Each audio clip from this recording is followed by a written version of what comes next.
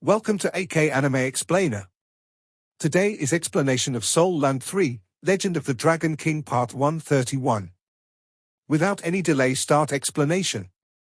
When it became clear Tang Wulin had no more to say, whether in surprise or focus, Gu continued, words barely audible. Have you heard of the seven-colored dragon? Tang Wulin shook his head. Dragons were the most powerful type of soul beast on the continent, and there were countless species and offshoots. Even those with true draconic blood flowing in their veins were numerous. Gu smiled, sugary sweet. I didn't expect you to know anyway. Well, tell me what it is then. I can't sense any bit of draconic aura on you. Your martial soul doesn't seem one bit like a dragon either, Tang Wulin said. Of course. The seven-colored dragon doesn't have scales, and its looks shares few characteristics with most other dragons. The dragon side won't manifest until my cultivation reaches a higher level, and I'm still far off from it.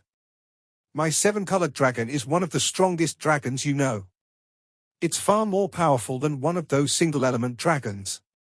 It's an elementalist, so I called my martial soul elementalist as well to hide its true nature. Look. Gu extended her hand and a black mass appeared in her palm. It was completely opaque, its shape ever-changing, compressing and expanding like wisps of smoke. Tang Wulin sucked in a deep breath the moment he laid eyes on it. Is that darkness? Gu nodded. It is. I'm able to control darkness, so I can use 7 elements. Not 6. So it's like that, Tang Wulin murmured, realization dawning on him. But why are you hiding the fact that you can use it? It's not like I really want to hide it. I just don't want people to misunderstand me for an evil soul master. It'll be really annoying if they did. My mom told me not to reveal it. Light and darkness conflicts anyway, so I can't use both at the same time. How does this relate to our soul fusion skill then? Tang Wulin asked. A faint smile appeared on Gu's lips.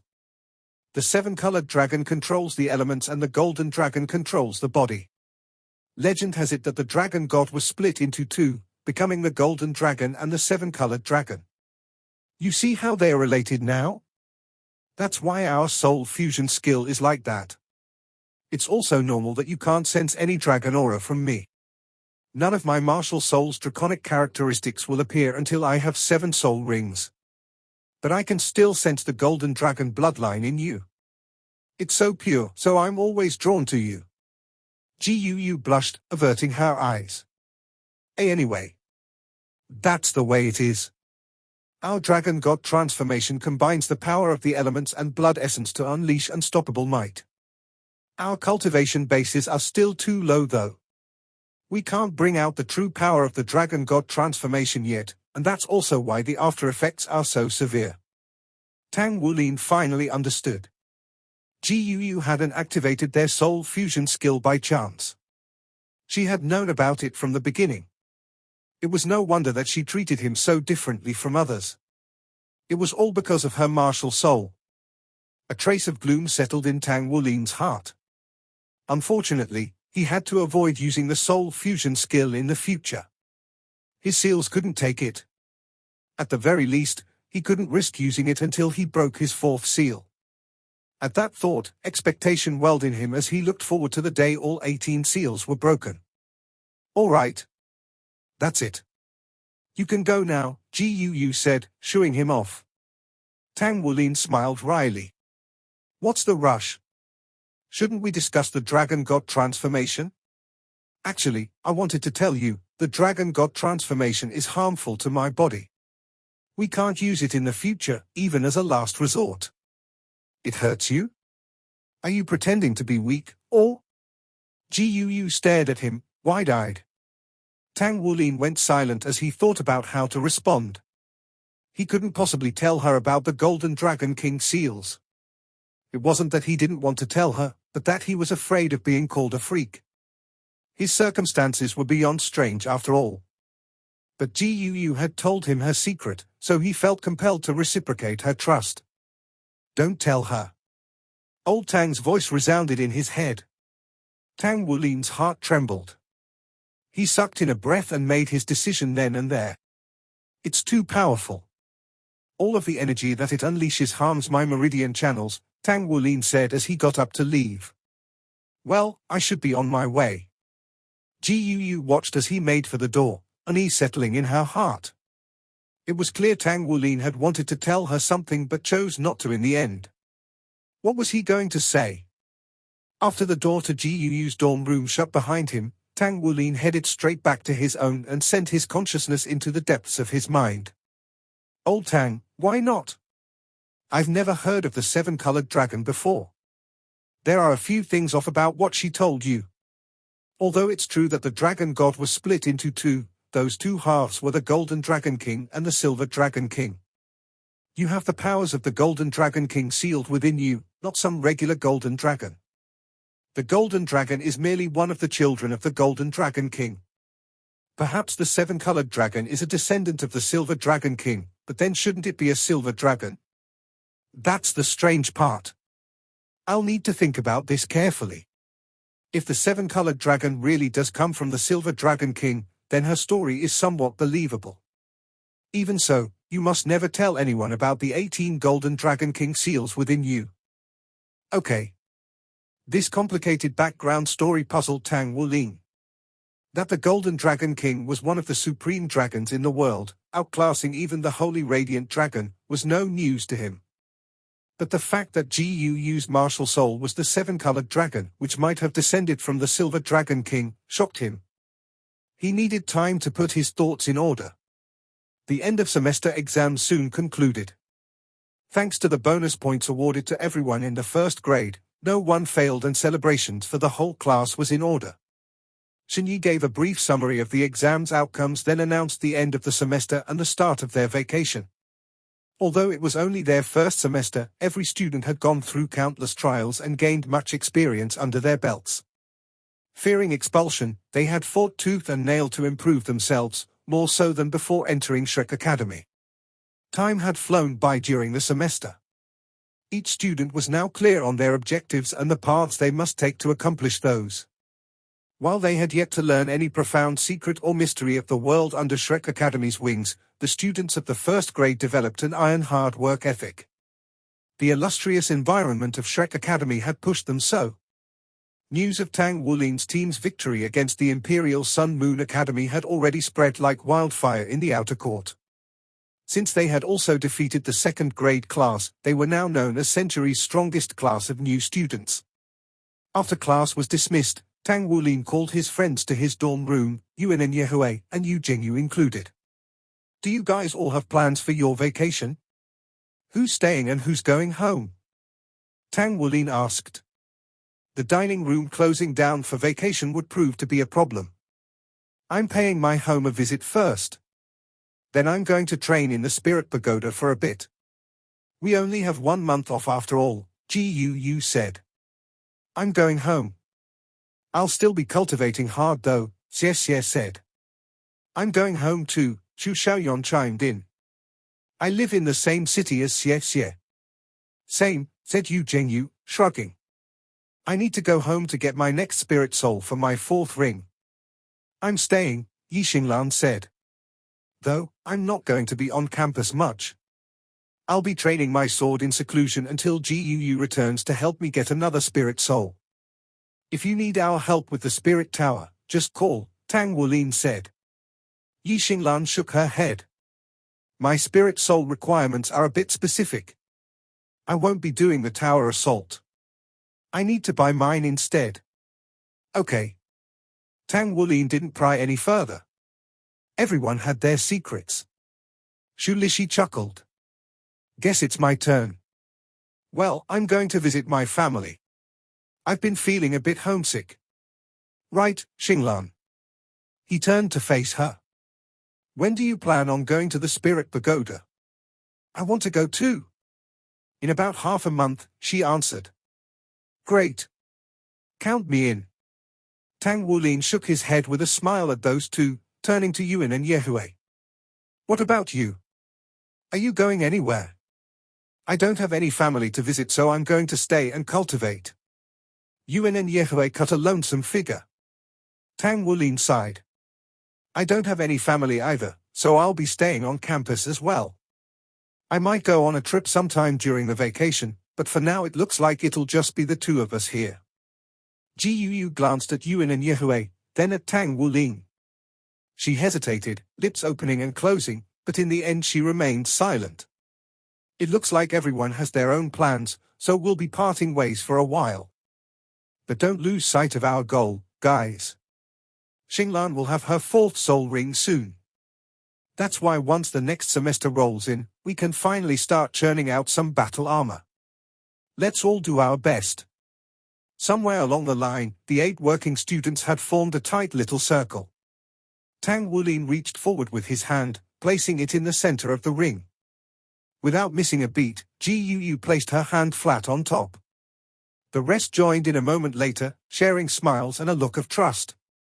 Following a shared nod, they cheered, "Let's do our best." And with that, the members of Tang Wulin's trusted friends filtered out of the room. All except one. "Escort me to the gates," Gu said to Tang Wulin. "Sure." Tang Wulin folded his hands behind his head and relaxed. He enjoyed the freedom between semesters. As soon as they stepped out of the dormitory, a chill breeze swept by, tousling their hair. The trek toward the gates carried a certain sense of gloom, empty of students, most of who had left for vacation. That it was peaceful was undeniable, however, and the two walked on in silence. It wasn't until Gu had stepped through the gate and walked a few paces more did she flip around, breaking the quiet between them. "You can go back now. I'll see you next semester," she said, waving him goodbye. Not noticing anything out of the ordinary, Tang Wulin flashed a radiant smile. "CYA." Gu bit her lip. Her hand twitched in the air before she waved stiffly once more. It fell to her side.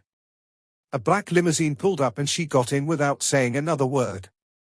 As the limousine drove off, Tang Wulin's heart thumped in his chest. Gu really does come from a wealthy family. He stood at the gates for a while longer, staring off into nothingness. The wind blew past him again, chill and crisp. Snapping back to attention, he made a beeline for the sidewalk and hailed a taxi to the train station. He would go on a trip. Everything was already prepared. Sitting at the top of his current priorities was obtaining the 4 spirit items necessary to break his next seal. He didn't want to finish just short of the 3-month deadline. He wanted to break the 4th seal during his vacation. Once that happened, he would obtain a 2nd blood essence soul ring, a major boost in power. Another reason why he was in such a rush was because it was possible that the seal would break early. That could spell disaster. After eating so much nutritious food this semester at Shrek Academy and at his Uncle Master's place, he was confident that his body could endure the surge of power. Furthermore, his control over his blood essence had improved by leaps and bounds after mastering Golden Dragon Shocks the Heavens. In fact, his 3rd seal breaking had been easy. He wasn't too worried about the 4th. Once Tang Wulin reached the train station, he bought a ticket for the first train to Heavendo City. To his good luck, Zhenhua had agreed to prepare the remaining spirit items at a low price. It saved him the hassle of searching through the whole continent. Stopped him from overturning rock and stone. Tang Wulin was actually quite rich now. He had plenty of alloys ready to auction off. But it was hard to find what he needed in Shrek City, and the selling price for the alloys didn't satisfy. These 2 reasons made traveling to Heavendo City all the more appealing. Once he obtained the last 2 spirit items, he would return to the Tang sect headquarters in Shrek City to obtain the other 2 spirit items needed to shatter the 4th seal. Then he would visit Shueisha for cultivation guidance. A tight schedule indeed. The train smoothly cruised to a stop at the station and Tang Wulin boarded. He found his seat and sat down. Taking in his surroundings, he was astonished by the crowded rows and even more crowded seats. A trace of anxiety gripped his heart. If he closed his eyes, he could still picture in vivid detail the corpses that spilled over the carriage. The red that stained the ground. No matter the fact he had survived and neutralized the terrorists, it didn't erase what had transpired that day. A tragedy. His eyes fluttered open. Tang Wulin could not help but wonder how the kind female conductor was faring. Mo Lan. Her name stayed with him, etched into his heart, along with the brave manner in which she had offered herself as sacrifice. Ladies and gentlemen, please sit down. Please don't block the aisle. You may store your belongings on the compartment above your seats if so desired. Oh sir, please watch your step. Tang Wulin flipped around in his seat to the owner of the voice and caught sight of a familiar face. It's her. Big Sis Mo Lan. Tang Wulin was up in his seat before he knew it. He waved. To see her in good health brought him joy. Hearing her name, Mo Lan turned around and nearly jumped in surprise. What? It's you. In a few brisk steps, she was right before him. And then, her arms wrapped around Tang Wulin in a deep embrace. Swathed in warmth, Tang Wulin could pretend he lay in the embrace of nostalgia, his mother, and most of all, home. It had been such a long time. He could hardly remember the feather touch of such warmth. He looked up, keeping her gaze with sorrowful eyes, the start of tears building at the corners. Big Sis Mo Lan. Mo Lan hugged him tighter. Thank you. Thank you, Wulin. I can't thank you enough. But why did you run off that day? I didn't even get a chance to thank you before you left. She sniffed, her expression mirroring Tang Wulin's.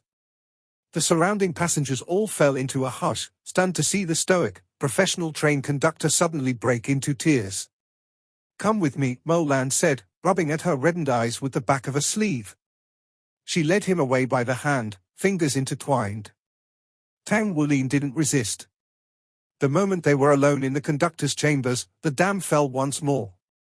Mo Lan hiccuped as she sobbed, soft enough so that only sighs and gasps could be heard. Ever since that fateful day, her outlook on life had changed. She would stand resolute even at the threat of her life. When Mo Lan had finished recovering, her father tried to persuade her to quit her job as conductor. But she was determined to continue. Her reasoning had been simple. If she hid from danger because she was a city official's daughter, then her father would lose the public's trust and his authority would plummet. In the end, he couldn't dissuade her. All he could do was reinforce the security on the trains and stations. Mo Lan, lauded as a hero for how well she had handled the terrorist attack. However, deep in her heart, she knew that to be untrue. The real hero was Tang Wulin. Yet the information regarding him had been all but suppressed, wiped off the face of the earth. From her father's own lips, the pressure to keep quiet about Tang Wulin had been issued by the higher-ups. What Mo Lan did not know, however, was that Shrek Academy had a huge hand in the secrecy surrounding all things Tang Wulin. And that they had done so for the sake of his safety. It was best if such a young person was cast out of the spotlight, away from the evil soul master's dangerous gazes. Big Sis Mo Lan, don't cry. See, I'm fine. Tang Wulin put on his brightest smile. How have you been? Have you fully recovered? He grabbed some nearby tissues and offered them to her. Mo Lan accepted the tissues and dabbed at the corners of her eyes. I'm doing good, thanks. Geez. You should have listened to me when I told you to leave that day. But still. Thank you. You saved my life. Big Sis, you're exaggerating. Any soul master would have done the same. By the way, has that evil soul master been captured yet? I heard from my teacher that he was able to escape. Mo Lan shook her head. Vile bastards like him are crafty. There's no trail to follow. But the Federation has still dispatched a task force to hunt him down and crack down on other criminals. They'll catch him sooner or later. Her eyes lit up. Oh right. It's a good thing we ran into each other today. Here, take this, she said as she retrieved a card from her pocket. She handed it to him. This is. It's a train pass that works throughout the entire Federation. The pass I promised you last time was an ordinary civilian one, but since you're a hero who saved so many people, I got permission to issue you a pass with the highest privileges. Whenever you ride a train in the future, just show them this card and they'll let you in for free and give you a private room fit for 4. You can bring people along with you too. Huh? This card is awesome. Tang Wulin exclaimed. Mo Lan smiled. A hero's treatment befits a hero. You deserve it. Now keep the pass safe. If you lose it, give me a call and I'll have another one issued for you. Right, what's your number? A few taps later, she had Tang Wulin's number saved as a contact. All right then, I'll take you to your private room. You can experience it for yourself. Wiping away the last of her tears, Mo Lan bounced at every step and pulled him along to a carriage located at the center of the train. All trains had an area for VIPs. No one but honored guests could enter and there was no way to buy a ticket in. Only those such as high-ranking politicians, powerful soul masters, or eminent military personnel qualified. There was no doubt that anyone found in this VIP area had made great contributions to the Federation and weren't just throwing their money around. Since she was the train conductor, Mo Lan knew which of the rooms were occupied and which ones weren't. She brought Tang Wulin to one tucked in the center. It was hardly spacious. It was built within a train after all. A dozen or so square meters in area, the room boasted a small sofa, a desk, and 2 bunk beds.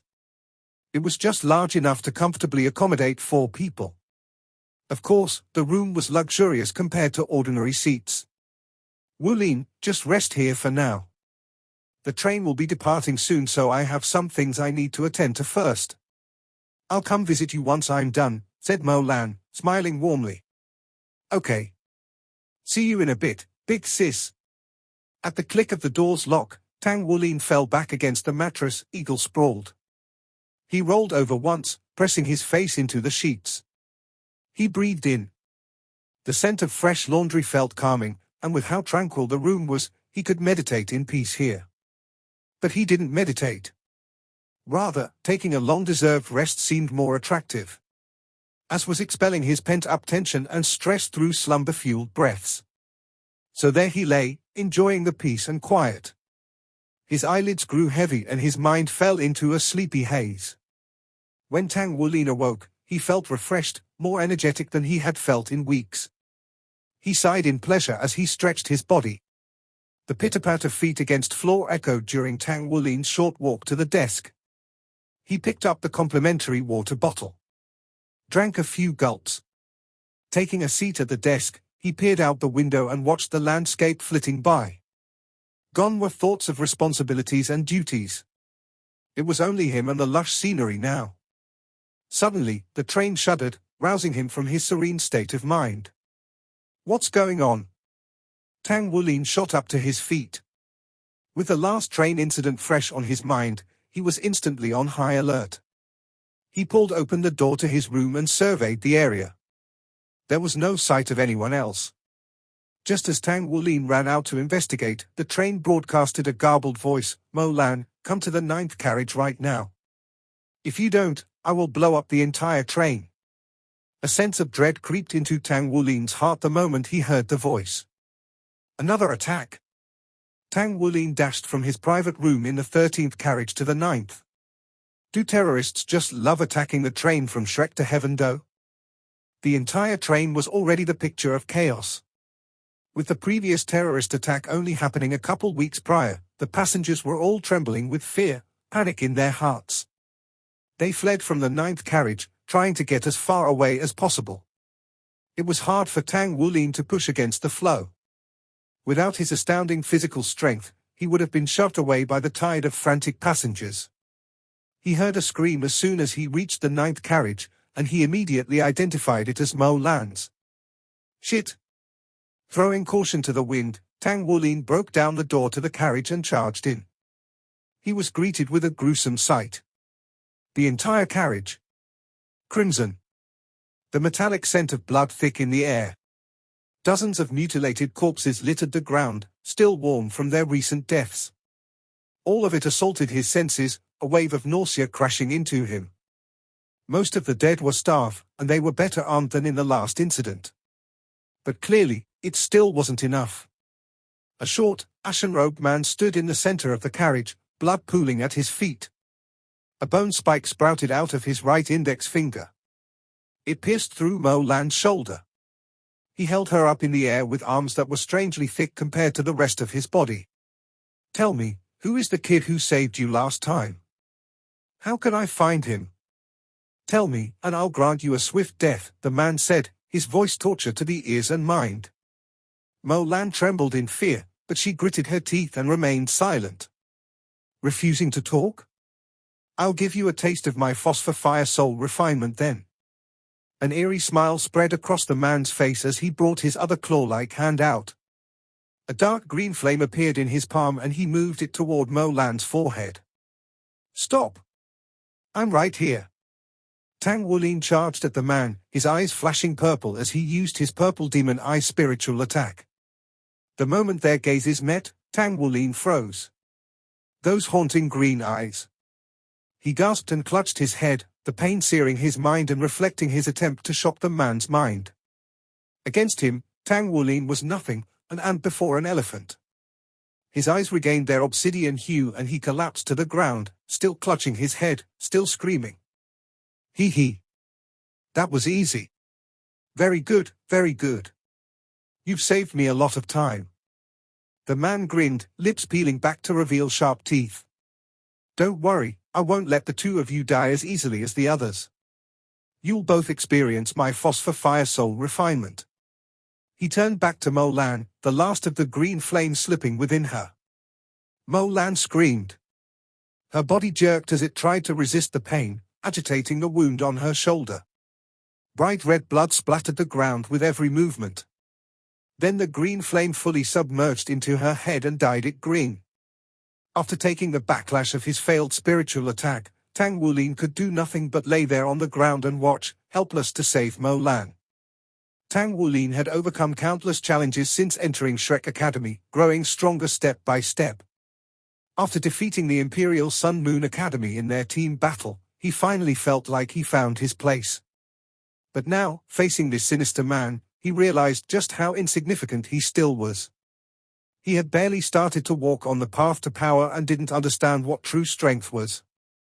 He couldn't even see the end to this man's power. Even so, he would stake it all to save Mo Lan. Tang Wulin bit down on the tip of his tongue hard enough to draw blood in order to clear his mind of the piercing headache. Gathering his willpower, he forced himself to stand up. He stomped down. The train shuddered, and he shot forward like a bullet. His blood essence flowed in reverse and draconic aura reached its peak in an instant. His golden dragon claw appeared an instant later and he unleashed golden dragon shocks the heavens, concentrating all of his might into this one attack. From the spiritual backlash he just received, Tang Wulin knew that he was no match for this man. He was utterly insignificant before this monster. All Tang Wulin could hope for was that a surprise attack would be effective. But he still had to avoid accidentally harming Mo Lan in his attack. The man flicked his gaze to Tang Wulin, dark humor in his eyes. He swung Mo Lan in Tang Wulin's direction, bringing her between him and Tang Wulin. Tang Wulin had never faced someone as devilish as this man before, but with all of his combat experience, he was prepared for this. Mid-run, Tang Wulin angled himself to the side with Ghost Shadow perplexing step, grabbed a seat with his left hand and used it as an anchor point to fling himself toward the wall. Then he kicked off the wall, altering his trajectory to go around Mo Lan and attack the man from the side. Under so much pressure, Tang Wulin's skill in the Ghost Shadow perplexing step reached the next level. The man raised his left hand. Long bone spikes burst from his fingertips and rushed forward to pierce Tang Wulin's body. It was too late for Tang Wulin to back out now, so he pressed onward. The man suddenly noticed that there was something weird about Tang Wulin. His eyes shone with a golden light. Tang Wulin let out a draconic roar. He slashed at the man, releasing 5 dark gold beams of light. With the might of Golden Dragon shocks the heavens supporting it, this Golden Dragon Dreadclaw became Tang Wulin's most powerful attack. Knowing the gap in strength between them, Tang Wulin hadn't hesitated to unleash this attack. This was his only chance, and his only hope of dealing any damage to his enemy. With how cramped the train carriage was, there was no way for Tang Wulin to avoid the bone spikes. However, the same held true for the man too. He couldn't avoid Tang Wulin's attack either. With a shout, a grey force barrier burst around the man. Mo Lan was sent flying away into the next carriage, and threw Tang Wulin into a wall. The metal wall caved in, forming a small crater with Tang Wulin embedded in the center. Tang Wulin struggled to open his eyes. He could vaguely make out 5 gashes in the man's barrier. The man let out an inhuman howl, akin to a terrifying beast. A determined light flashed in Tang Wulin's eyes. He shot out a strand of blue-silver grass to wrap around a seat near the carriage Mo Lan landed in and pulled himself over. Without any hesitation, he brandished his golden dragon dreadclaw again and slashed apart the walls, disconnecting her carriage from the one he and the man were in. The 2 halves of the carriage drifted away from each other, leaving a giant hole. Using his blue-silver grass, Tang Wulin maneuvered onto the roof of the carriage. When the grey barrier disappeared, 5 lines of blood trickled out of the man's chest, the wounds bone-deep. Realizing that a mere 3-ringed kid had managed to harm him, his eyes went red with rage. He chased after Tang Wulin to the roof of the carriage, leaving after images behind. Tang Wulin brandished his claw once more, cutting off the other end of carriages. Only he and the grey-robed man remained. A chilling wind brushed past Tang Wulin's back. He stiffened, then immediately threw himself to the side. Not daring to look back, he threw out Gold Song and using it as a spring to launch him out into the wilderness. Tang Wulin's #1 priority was the safety of the passengers. He knew that the ashen-robed man's target was him, then Mo Lan. With Mo Lan already wounded, all he could do was draw the man as far away as he could from her. He was confident that the government had already been alerted and had dispatched a force to take out the evil Soul Master. All he had to do now was survive until they arrived. The man let out a sinister laugh as he watched Tang Wulin run away. He spread his arms wide, then jumped off the train to chase after Tang Wulin. He was swift as a bird, instantly catching up. Starlight wrapped around Tang Wulin's claw. An instant later, his gauntlet appeared on his arm. Tang Wulin gathered his soul power and channeled it into his claw, unleashing another Dreadclaw attack at the man. At the same time, countless strands of blue-silver grass shot out of his body in different directions and he used Gold Song to alter his trajectory. But before he could escape, green flames shot out and burned every single strand of grass, including the one Gold Song fused with. Gold Song felt as if it was electrocuted. Tang Wulin felt Gold Song disappear in a blaze of flame. Pain assailed his heart with its disappearance, leaving him paralyzed. He fell to the ground. A second later, the man landed on top of him. The gap in strength was simply too great. The ashen-robed man had at least 6 rings and a powerful martial soul. Tang Wulin lost consciousness momentarily, but when he roused seconds later, he looked down to see 5 bone spikes penetrating his chest. The golden scales on his chest were nothing before the sharp spikes. It's over. Am I going to die? The fear of death surged into Tang Wulin's heart. A rueful smile crossed his lips. Tang Wulin had never expected to die like this. Mom, Dad, I can't go save you anymore. Enea, I can't search for you anymore. I can't become a great soul master anymore. Countless regrets ran through his mind as he stared death in the face. Kid, I won't let you die so easily, the man said grimly. He had been careful to avoid piercing any fatal organs like the heart and arteries. The man hoisted Tang Wulin up by the spike, widening Tang Wulin's wounds. Blood gushed out. Now, let me hear you scream. He stared at Tang Wulin with gleeful madness in his eyes. Raising his other hand, a moss-green flame appeared in his palm and he thrust it into Tang Wulin's forehead. Cold invaded Tang Wulin's body, slowly crystallizing his blood and left him shivering uncontrollably. Cold. It's too cold. His very spirit felt like it was freezing, then smashed with a sledgehammer while his insides were being torn apart and sewn back together over and over. He couldn't even let out a single scream. This video will end here. Like video and subscribe to my channel.